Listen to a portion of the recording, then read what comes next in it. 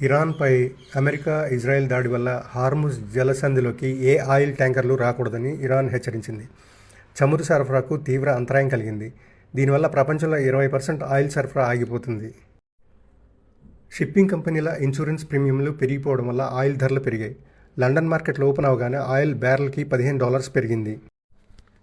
ఈ పరిస్థితుల్లో ప్రపంచ ఆర్థిక వ్యవస్థ రిసెషన్లోకి వెళ్ళవచ్చు. బంగారం ధర పెరిగింది. US dollar బలపడింది. 80% కంటే ఎక్కువ క్రూడ్ ఆయిల్ని దిగుమతి చేసుకునే భారతదేశం వంటి ఆర్థిక వ్యవస్థలు రూపీ డిప్రిసియేషన్ మరియు ఇన్ఫ్లేషన్ను ఎదుర్కొంటాయి.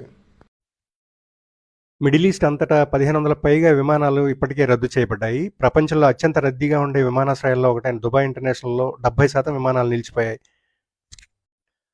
దీనివల్ల వరల్డ్ వైడ్ ఆయిల్ ప్రైసెస్ పెరుగుదల, అధిక షిప్పింగ్ కాస్టులు మరియు న్యూ ఇన్వెస్ట్మెంట్స్ ఆందోళన కలిగిస్తున్నాయి.